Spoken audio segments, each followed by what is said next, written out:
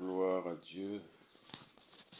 La parole de Dieu nous dit dans le livre des Hébreux au chapitre 13 et le verset 5, ne vous livrez pas à l'amour de l'argent, mais contentez-vous de ce que vous avez. Verset 6 dit, car Dieu lui-même a dit, je ne t'abandonnerai point, je ne te délaisserai point. De qui aurais-je donc peur? Que peut me faire un homme? Gloire à Dieu. Dieu nous dit de ne pas nous livrer l'amour de l'argent. Et dans 1 Timothée au chapitre 6, verset 9 à 10, la parole de Dieu nous dit que ceux qui veulent s'enrichir tombent dans des pièges, tombent dans bien des tourments qui les éloignent de la foi. Il dit que l'amour de l'argent est une racine de tous les maux. Nous ne devons pas aimer l'argent, nous ne devons pas aimer les richesses, nous ne devons pas aimer le monde ni les choses qui sont dans le monde. Là, c'est dit dans 1 Jean au chapitre 2, le verset 15, où la parole de Dieu nous dit, n'aimez point n'aimez point le monde, ni les choses qui sont dans le monde. Il dit que si l'amour du monde est dans notre cœur, alors l'amour de Dieu n'a plus de place. Nous ne devons pas aimer les richesses de ce monde, nous ne devons pas aimer le monde, nous devons au contraire aimer Dieu. Dans Matthieu au chapitre 6, versets 31 à 34, la parole de Dieu nous dit, ne vous inquiétez donc point et ne dites pas que mangerons-nous, que boirons-nous, de quoi serons-nous vêtus, car toutes ces choses, ce sont les païens qui les recherchent. Votre Père céleste sait que vous en avez besoin. Cherchez premièrement le royaume et la justice de Dieu, et toutes ces choses vous seront données par-dessus. Ne vous inquiétez donc point du lendemain, car le lendemain aura soin de lui-même. Gloire à Dieu. Nous devons nous rappeler que nous qui sommes chrétiens, nous sommes des enfants de Dieu. Nous sommes des héritiers de Dieu, des co-héritiers de Christ, son Fils bien-aimé. C'est à notre Père qu'appartient la terre et tout ce qu'elle renferme, le monde et ceux qui l'habitent. C'est à lui qu'appartient tout l'univers et nous sommes ses héritiers. Nous sommes donc riches et la richesse que nous avons n'a rien à comparer avec tout ce qu'on peut appeler comme richesse dans ce monde. Nous sommes riches, Christ s'est fait pauvre pour nous afin que par sa pauvreté nous soyons enrichis. Que devons-nous faire alors? Dans le livre de Philippiens au chapitre 4, le verset 6 à 7, il est dit, ne vous inquiétez de rien, mais en toute chose, faites connaître vos besoins à Dieu par des prières et des supplications avec des actions de grâce. Et la paix de Dieu qui surpasse toute intelligence gardera vos cœurs et vos pensées en Jésus-Christ. Alors, nous ne devons pas aimer l'argent, nous ne devons pas aimer les richesses de ce monde, nous ne devons pas nous inquiéter. Nous devons nous rappeler que nous sommes des enfants de Dieu et que Dieu qui est notre Père, c'est à lui qu'appartiennent toutes choses. Il nous aime, il connaît nos besoins, il prend soin de nous. Nous devons donc passer le temps dans l'adoration, dans la louange et dans la méditation de la parole de Dieu. et présenter nos besoins à Dieu dans la prière. Il a dit, ne vous inquiétez de rien, mais en toute chose, faites connaître vos besoins à Dieu par des prières et des supplications avec des actions de grâce. Et la paix de Dieu, qui surpasse toute intelligence, gardera vos cœurs et vos pensées en Jésus-Christ. Nous devons aussi travailler. La parole de Dieu nous révèle que celui qui ne veut pas travailler ne doit même pas manger. Il dit que nous devons apprendre à faire de nos mains ce qui est bien afin d'avoir de quoi donner à celui qui est dans le besoin. Nous devons travailler non seulement pour subvenir à nos propres besoins, mais aussi pour partager avec ceux qui sont dans le besoin. Que devons-nous faire encore? Dans le livre de Proverbes au chapitre 3, versets 9 et 10, la parole de Dieu nous dit, honore l'Éternel avec tes biens et avec les prémices de tout ton revenu. Alors tes greniers seront remplis d'abondance et tes cuves regorgeront de mou. Nous devons apprendre donc à honorer Dieu avec tous nos biens, avec les prémices de tout notre revenu. Comment honorer Dieu avec nos biens? Alors c'est d'abord une attitude de notre cœur, en reconnaissant dans notre cœur que tout ce que nous avons vient de Dieu, c'est Dieu qui nous l'a donné, et lui exprimer toute notre reconnaissance. Et dès que Dieu pourvoit, nous devons lui rendre grâce et aussi recommander au Seigneur la provision qu'il nous a donnée, demander qu'il bénisse, demander qu'il nous conseille, qu'il nous dirige dans tout ce que nous ferons de cette provision. Et prélever une offrande, prélever une part pour le Seigneur. Nous devons apprendre à faire cela. Et si nous le faisons, le Seigneur nous dit qu'il va nous bénir, il va pourvoir. Gloire à Dieu. Rappelons-nous qu'il est notre Père, tout ce qu'il a est à nous. Et quand nous demandons à Dieu, quand nous donnons à notre Père, c'est un acte d'amour. Quand nous prions, nous nous approchons de lui, ce n'est pas comme un mendiant, un inconnu qui vient pour demander. Non, nous sommes des enfants de Dieu. Et quand nous nous approchons de lui, nous devons nous approcher avec cette assurance. Le Saint-Esprit qui habite en nous rend témoignage que nous sommes enfants de Dieu et nous l'appelons Papa, Père, avec assurance. Donc, honorer notre Père, c'est par amour, ce n'est pas par crainte des conséquences de ce que nous n'allons pas donner, mais au contraire, nous donnons avec joie, avec amour. Gloire à Dieu. Alors, quelqu'un demandera, mais donner à Dieu, comment donner à Dieu? La parole de Dieu nous révèle que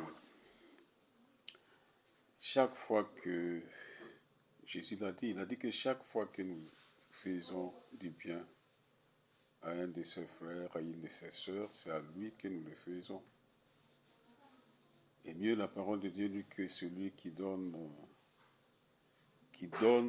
aux pauvres, c'est à l'Éternel qu'il prête, c'est à Dieu qu'il prête. Nous devons utiliser ce que nous avons mis à part pour Dieu, pour faire du bien autour de nous.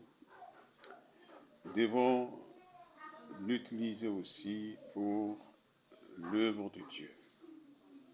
Vous savez, Dieu a ordonné dans sa parole à ceux qui enseignent la parole de vivre de cette parole. Il a ordonné, il a dit aussi que celui à qui on enseigne la parole doit faire part de ses biens à celui qui lui enseigne la parole. Apporter dans la maison de Dieu pour que ceux-là qui sont consacrés à l'œuvre de Dieu puissent avoir de quoi manger avec leur famille. Si nous le faisons, nous honorons Dieu. Et dans la maison de Dieu, dans l'Église, il y a des besoins, il y a des dépenses qui se font. Donc si nous apportons libéralement, alors cela plaît à Dieu, plaît au Père, et dans sa fidélité, il pourvoit abondamment à nos besoins. Donner ne nous appauvrit pas, bien au contraire, la parole de Dieu nous dit que celui qui donne libéralement s'enrichit, alors que celui qui épargne à l'excès s'appauvrit. Nous devons apprendre à donner à Dieu, donner aux pauvres, à ceux qui sont dans le besoin, donner pour l'œuvre de Dieu. La parole de Dieu nous révèle aussi que nous devons honorer nos parents. Les pharisiens étaient tellement religieux, ils étaient attachés à leur tradition, au point qu'ils avaient dit que si quelqu'un dit que ce qu'il aurait pu assister, utiliser pour assister ses parents, il a fait une offrande à Dieu, alors il n'avait plus besoin de faire quelque chose pour son père, pour ses parents. Jésus dit alors que ce qu'ils font ne plaît pas à Dieu. Bien au contraire, ils annulent la parole de Dieu au profit de leur tradition.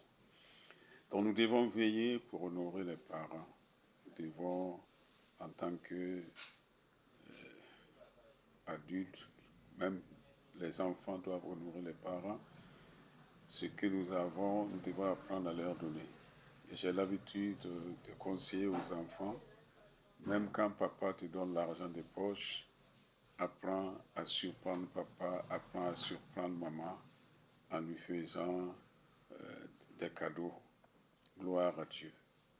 Si ils apprennent à le faire, c'est très bien. Pourquoi? Parce que nous sommes des enfants de Dieu. C'est Dieu qui nous donne toutes choses. Ce que nous lui donnons, ce n'est pas parce qu'il est dans le manque, bien au contraire, c'est une marque de l'amour et Dieu est fidèle. Une fois de plus, nous devons honorer les parents. Dans Éphésiens au chapitre 6, le verset 1 à 3, la parole de Dieu nous dit « Enfants, obéissez à vos parents, selon le Seigneur, car cela est juste. Honore ton père et ta mère. » C'est le premier commandement avec une promesse, afin que tu sois heureux, que tu vives longtemps sur la terre. Donc, honorer les parents nous rend heureux, nous donne même une longue vie. Donc, nous devons veiller pour ne pas faire comme certains qui négligent le fait d'honorer les parents. Dieu veut que nous honorons les parents. Nous honorons les parents et nous devons le faire avec joie, avec persévérance, et la fidélité du Seigneur se manifestera. Gloire à Dieu. Nous devons veiller pour ne pas être avares. Jésus nous dit dans le livre de Luc au chapitre 12, il dit que nous devons nous garder avec soin de toute avarice, car la vie d'un homme ne dépend pas de ses richesses, même s'il est dans l'abondance. Et là, il a raconté l'histoire, une parabole d'un homme riche, il était déjà riche, ses terres ont rapporté abondamment, et dans son cœur, il a commencé à penser, il dit, mais qu'est-ce que je vais faire? Il dit, je vais abattre mes greniers, je vais construire des plus grands greniers et je vais mettre toutes mes richesses. Et je vais dire à mon âme, tu as beaucoup de biens pour de nombreuses années, repose-toi et jouis de ses richesses. Mais Dieu lui dit, cette nuit même, ton âme te sera redemandée. Alors, ce que tu as rassemblé, à qui, à quoi cela va-t-il servir? Et Jésus dit qu'il en est ainsi de tout homme qui est riche, qui a des richesses pour ce monde, mais qui n'est pas riche pour Dieu, qui n'aime pas pour Dieu. Vous voyez, Dieu l'a béni, il a dans l'abondance. Il ne reconnaît pas que c'est Dieu qui l'a donné, il ne rend pas grâce à Dieu. Il ne demande pas à Dieu qu'est-ce que je dois faire de ces biens. Il ne pense pas à donner, à partager avec ceux qui sont dans le besoin. Il pensait que, voilà, il allait vivre longtemps. Il n'a même pas parlé, c'est dans son cœur seulement qu'il a eu ces pensées. Et cette même nuit, Dieu l'a enlevé sa vie. Gloire à Dieu. Voilà. Pourquoi? Parce qu'il n'a pas glorifié Dieu, parce qu'il n'a pas pensé à honorer Dieu avec les biens que Dieu lui a donnés.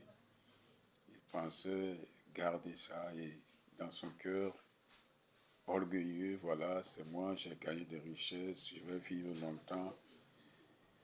Et cela, à cause de cela, Dieu a ôté sa vie. Et donc nous devons veiller beaucoup à notre cœur, ce qui se passe dans nos cœurs. Et même quand j'ai parlé d'honorer les parents, il y a des enfants qui à cause de l'attitude des parents, nourrissent ce genre de pensée. Il y en a qui se disent, ah, quand je vais avoir de l'argent, je ne donnerai pas à papa, je ne donnerai pas à maman, parce que il ou elle m'a fait souffrir, elle me fait souffrir. À cause de cette pensée, tu peux ne pas avoir la richesse. Et tu peux même mourir prématuré. Puisque la parole de Dieu nous dit, honore ton père et ta mère, c'est le premier commandement, avec une promesse, afin que tu sois heureux et que tu vives longtemps sur la terre. Donc si tu es enfant et dans ton cœur, tu penses déjà, quand je vais avoir l'argent, je ne donnerai pas à papa, je ne donnerai pas à maman. À cause de cela, tu peux ne pas avoir la richesse et tu peux même mourir prématurément. Donc, change de décision. Déjà, comme je l'ai dit, même si tu n'as pas beaucoup, le peu que tu as, honore tes parents, apprends à les faire des cadeaux et cela te fera du bien certainement. Gloire à Dieu. Veillons beaucoup. Vous savez, il y a des gens qui disent je suis chrétien, je suis serviteur de Dieu. Il y en a qui disent je suis sauvé, sauvé pour toujours, et qui négligent la parole de Dieu. Faisons beaucoup attention. Vous savez, Judas Iscariote a été disciple, même apôtre de Jésus-Christ. Judas Iscariote a opéré des miracles, il a chassé des démons, il a guéri les malades. Judas a eu le privilège d'être le trésorier de Jésus. C'est à Judas que Jésus avait confié la bourse. Mais à cause de l'amour de l'argent, Judas a trahi Jésus. Il volait même l'argent qui lui était confié et à la fin, il a trahi Jésus. Et vous connaissez sa fin, ça a été tragique. Judas s'est suicidé. L'argent qu'il a pris pour livrer Jésus, il n'a pas pu dépenser cet argent. Quand Jésus a été arrêté, il a été pris de remords. Il est revenu pour dire à ceux à qui il avait vendu Jésus que lui, il se repent et il dit que Lui, il a livré l'âme innocente, il avait le remords.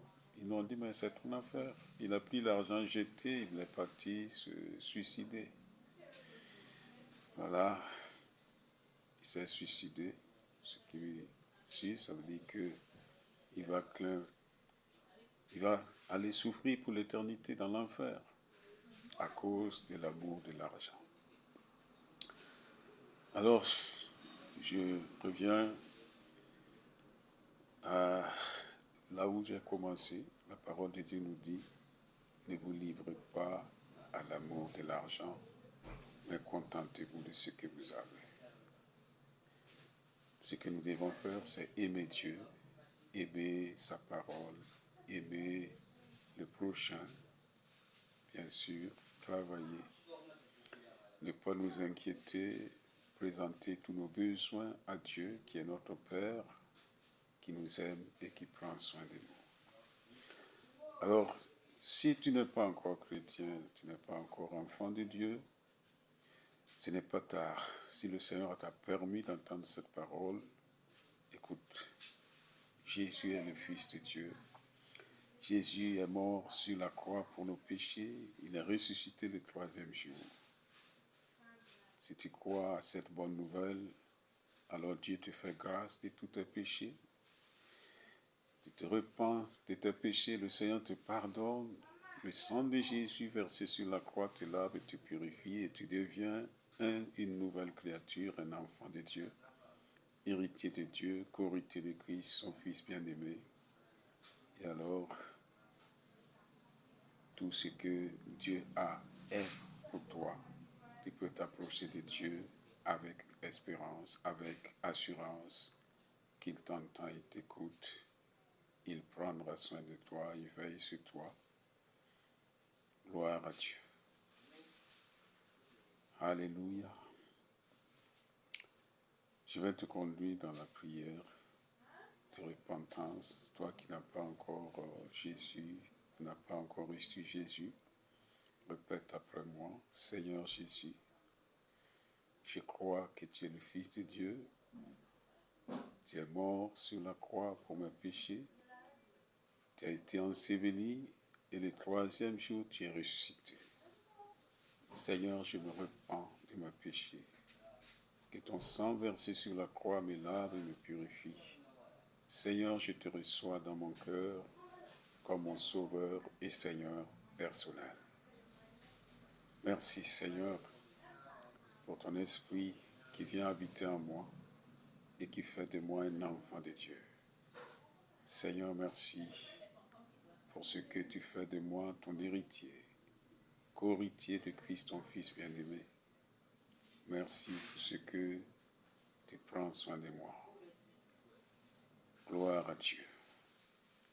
Je vais prier pour tous. Seigneur, merci, merci, merci particulièrement pour ces frères, pour ces sœurs qui viennent de se donner à toi. Continue, Seigneur, de les rendre s'enseigner afin qu'ils te connaissent, qu'ils connaissent ta volonté. Ô Seigneur, qu'ils grandissent dans la foi et qu'ils portent des fruits en abondance pour ta gloire. Je prie, Seigneur, pour tous ceux qui ont entendu, qui ont écouté cet enseignement. Bénis-les, Seigneur. Fais-les grâce. Pardonne-les, Seigneur. Tous ceux qui aimaient l'argent, qui avaient l'amour de l'argent dans leur cœur, qui aimaient les richesses de ce monde.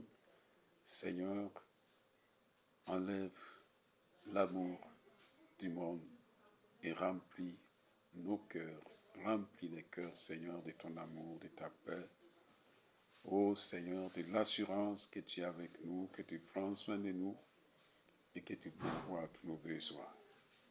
Étends ta main, Seigneur, donne-nous la grâce de nous rappeler continuellement pour ne point nous inquiéter, mais te présenter nos besoins dans la prière, dans la supplication. Étends ta main, ô Seigneur, je prie et je demande que tu donnes à tous la grâce de travailler, Seigneur, et bénis, Seigneur, l'œuvre des mains.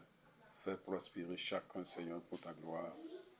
Père, je prie et je demande, Seigneur, que tu donnes à chacun un cœur bon, un cœur, Seigneur, qui donne, comme tu l'as dit, Donne à chacun de t'honorer avec ses biens, avec les prémices de tout son revenu. Donne à chacun, Seigneur, de donner aux pauvres, de donner à ceux qui sont dans le besoin, d'honorer les parents, de donner, Seigneur, pour l'avancement de ton œuvre. Seigneur, je te remercie pour ton amour et ta fidélité. Je prie et je demande, Seigneur, que tu étendes ta main, particulièrement sur ceux, Seigneur, qui sont dans les besoins, qui manquent, Seigneur, à manger, à boire. Je demande que tu ouvres les yeux des cieux, que tu pourvoies. Ô Seigneur, tous les besoins, étends ta main et pourvois selon ta richesse. Fais-le pour ta gloire, au nom de Jésus. Père, je t'élève et te magnifie. Je t'exalte de tout mon cœur pour ce que tu as entendu, pour ce que tu as exaucé. Que la gloire, que l'honneur, que l'exaltation et la magnificence te soient données. Au nom de Jésus, nous avons prié, nous sommes exaucés. Amen.